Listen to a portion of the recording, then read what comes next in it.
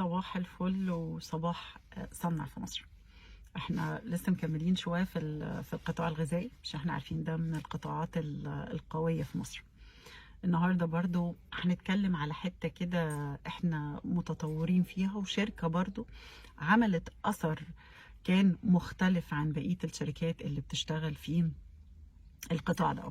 عندنا قطاع من ضمن القطاع الغذائي، وهي المنتجات الخاصة بالتمور والخاصة بالبذور بقى، كراوية، ينسون، الورقيات، الكلام ده كله.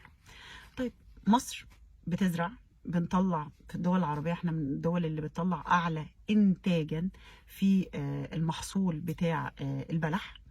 عندنا صحيح العراق أكتر دولة على مستوى العالم هي زرعة نخل للبلح، لكن احنا اللي نمرة واحد في انتاج الكمية بتاعة البلح.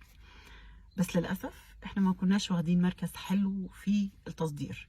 في دول تانية هي واخدة مننا مركز أعلى في التصدير، زي السعودية، زي تونس، بسبب بسيط جدا جدا جدا. وهو ايه بقى؟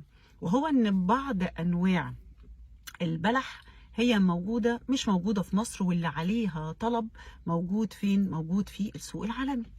احنا كان عندنا الانواع بتاعتنا المصريه، وما كناش مهتمين قوي ان احنا نبتدي ندخل الانواع التانية. فدي كانت اول حاجه موجوده عندنا.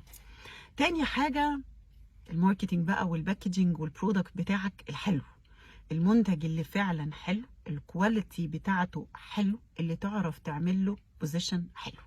ده برضو كان مخلينا ان احنا ما نبقاش متفوقين في عمليه الصادرات، ورغم ان احنا نمره واحد في انتاج البلح عالميا على كميه الانتاج بتاعه النخل اللي عندنا، الى اننا مش عارفين نصدر كويس. هنا بقى شركتنا دخلت وعملت الاد فاليو. اول حاجه معلومه كده صغيره، البلحه او النخله بمعنى اصح عشان تطرح وتدينا البلح اللي احنا عايزينه، النخله دي بيقول لك انت بتزرعها النهارده عشان تاكل عيالك واحفادك. ده حقيقة النخلة ممكن تقعد من 80 ل 100 سنة بتنتج، بس عشان توصل للإنتاجية دي احنا بنتكلم من أول 8 سنين تقريبا بتبتدي تاخد منها الإنتاج، اللي هو الإنتاج بقى 8 سنين 10 سنين تاخد الإنتاج الكثيف بتاعها. ما قبل ذلك أنت ما بتعرفش تاخد. فبما إنك عايز تخش في أنواع كانت هذه الأنواع مش موجودة في مصر وعليها طلب في السوق العالمي، اطلب منك ترجع لورا وتزرع النخلة وتستنى 8 سنين ولا 10 سنين عشان تبتدي تاخد هذه الانواع بالجوده اللي انت عايزها وتصدر لها وتوجد لمصر مكانه في انواع البلح دي. دي حاجه عملتها الشركه دي. تاني حاجه عملتها، بدات ان هي تشتغل في انها تعمل مع المزارع اللي كمان بتتعامل معاها، انها تبتدي تعمل توعيه زراعيه. يلا بينا تعالى نشوف ازاي نراعي النخله كويسه عشان تدينا جوده عاليه بكواليتي عاليه. فابتدوا ان هم يعملوا الجزء الخاص بالتنميه مع المزارع اللي بيتعاونوا معاها. الحاجه التانيه الحلوه بقى، ازاي بقى ناخد من منتجات البلح دي ونعمل R&D عليها ونطلع برودكتس تانيه. يعني طول عمرنا عارفين البلح، عارفين العجوه. طيب ما في منتجات اخرى زي الدبس بتاع البلح، القهوه دلوقتي اللي موجوده من البلح، في منتجات كتيره بدات دلوقتي، الماسك بتاع البلح، الشامبو بالبلح، منتجات كتيره جاي الاستخلاص بتاعها من البلح.